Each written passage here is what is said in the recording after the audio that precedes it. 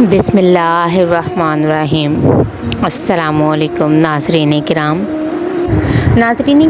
آپ لوگ ویڈیو دیکھتے ہیں سبسکرائب کر کے میری حوصلہ افزائی بھی کر دیا کریں۔ خدا را آپ سے درخواست ہے مسلمان ہونے کے ناطے میرے چینل کو بھی پروان چڑھائیں تاکہ اس سے حاصل ہونے والی ارننگ سے اپنی زندگی کے معاملات کو صحیح کر سکوں۔ تعاون کا شکریہ۔ قرآن پاک میں ارشاد باری تعالیٰ ہے وَلَهُنَّ مِثْلُ الَّذِي عَلَيْهِنَّ بِالْمَعْرُوفِ وَلِلرِّجَالِ عَلَيْهِنَّ دَرَجَةٌ وَاللَّهُ عَزِيزٌ حَكِيمٌ۔ ترجمہ، اور عورتوں کا حق بھی ایسا ہی ہے جیسا کہ ان پر ہے شرع کے موافق، اور مردوں کو ان پر فضیلت ہے، اور اللہ تبارک و تعالیٰ غالب و حکمت والا ہے۔ آج کل یہ عام شکایت ہے کہ مرد اور عورت میں نا اتفاقی ہے۔ مرد کو عورت پر شکایت ہے اور عورت کو مرد پر شکایت ہے۔ ہر ایک دوسرے کے لیے بلائے جان بنے ہوئے ہیں۔ دونوں کی زندگی تلخ ہے، جس کی وجہ سے نتائج بہت ہی برے نکل رہے ہیں اور بہت سے گھر برباد ہو رہے ہیں۔ مرد عورت کی باہمی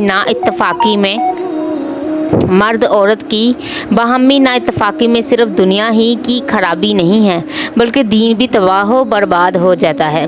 صرف مرد اور عورت کی بے اتفاقی کا اثر ان تک ہی محدود نہیں رہتا بلکہ یہ اثر ان کی اولاد پر پہنچتا ہے۔ جب بچے اپنے ماں باپ کو لڑتے ہوئے دیکھتے ہیں تو ان کے دل میں اپنے باپ کا نہ ہی ادب ہوتا ہے اور نہ ہی ماں کی عزت۔ اس نا اتفاقی کا سب سے بڑا سبب یہ ہے کہ طرفین میں سے ہر ایک دوسرے کے حقوق نہیں جانتے۔ مرد چاہتا ہے کہ وہ عورت کو غلام بنا کر رکھے اور عورت کا منشا یہ ہوتا ہے کہ مرد میرا غلام بن کر رہے اور جو میں کہوں وہی ہو کر رہے اور میری بات میں فرق نہ آئے۔ اگر مرد اور عورت ہر ایک کے دوسرے کے حقوق جان کر ان کی نگہداشت کریں تو بالضرور ان میں اتفاق رہے گا، اور گھر آباد ہوگا، برکت ہوگی، اولاد فرما بردار ہوگی۔ اللہ تبارک و تعالیٰ نے مرد و زن کے حقوق بتاتے ہوئے فرمایا ہے کہ معروف طریقہ سے عورتوں کے حقوق مردوں پر ہیں جیسا کہ مردوں کے حقوق عورتوں پر ہیں، اور مردوں کو عورتوں پر فضیلت ہے، اور اللہ تبارک و تعالیٰ غالب حکمت والا ہے۔ حضرت ابن عباس فرماتے ہیں کہ میں اسی آیت کریمہ کے تحت اپنی عورت کی خاطر اپنے آپ کو آراستہ کرتا ہوں جیسا کہ وہ میرے لیے آراستہ ہوتی ہے۔ اب اس ویڈیو میں پہلے عورتوں کے حقوق جو مردوں کے ذمہ ہیں بیان کیے جاتے ہیں۔ ایک شخص کا ایک نیک بھائی تھا جو کہ سال میں ایک دفعہ اس کی زیارت کو آتا تھا۔ ایک مرتبہ وہ آیا اور دروازہ کھٹکھٹایا۔ اندر سے عورت نے پوچھا کہ کون ہے؟ اس نے کہا کہ میں تیرے خامد کا بھائی ہوں اور ان کو ملنے کے لیے آیا ہوں۔ عورت نے کہا کہ وہ جنگل میں سے لکڑیاں لینے گیا ہے، خدا اسے واپس نہ لائے، اور ساتھ ہی بہت سی گالیاں بھی دی۔ اتنے میں وہ شخص شیر پر لکڑیاں لادے ہوئے آیا، بھائی کو دیکھ کر سلام کیا اور مرحبا کہا، لکڑیاں اتاری اور اس کو اندر لے گیا۔ عورت نے اسے اب بھی گالیاں سنائی، اپنے بھائی کو کھانا کھلایا اور رخصت کیا۔ جب وہ دوسرے سال پھر زیارت کے لیے آیا اور دروازہ کھٹکھٹایا، اس کی عورت نے پوچھا کہ کون ہے؟ اس نے کہا کہ میں تیرے خامد کا بھائی ہوں اور اس کی زیارت کے لیے آیا ہوں۔ عورت نے مرحبا مرحبا کہا اور اپنے خامد کی بہت تعریف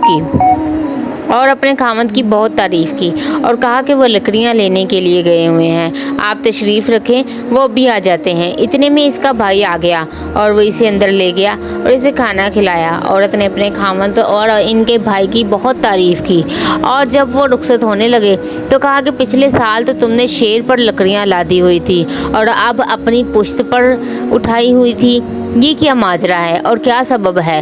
کہنے لگے کہ بات یہ ہے کہ میری پہلی بیوی بد خلق تھی، زبان دراز تھی، میں اس پر صبر کرتا تھا۔ اللہ تبارک و تعالیٰ نے اس صبر کی برکت سے میرے لیے شیر مسخر کر دیا تھا جس پر کہ میں لکڑیاں لاد کر لاتا تھا، پھر وہ مر گئی۔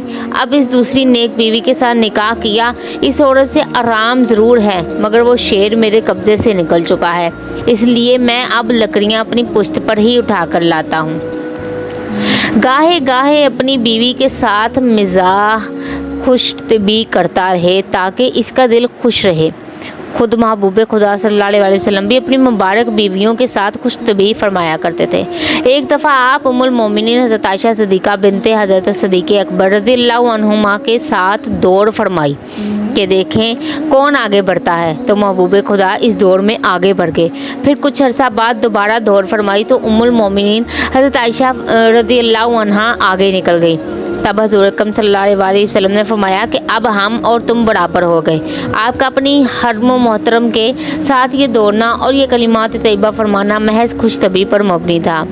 امیر المومنین حضرت فاروق اعظم رضی اللہ تعالیٰ عنہ سخت گیر تھے، مگر اپنی بیوی کے ساتھ بچوں کے ساتھ سلوک کرتے تھے۔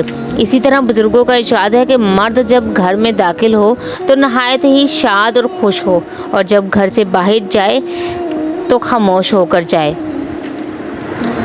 آپ کو یہ ویڈیو سے کیا سبق حاصل ہوا؟ اپنی رائے کا اظہار ضرور کیجیے گا۔ ملتے ہیں نیکسٹ ویڈیو میں، تب تک کے لیے اللہ حافظ۔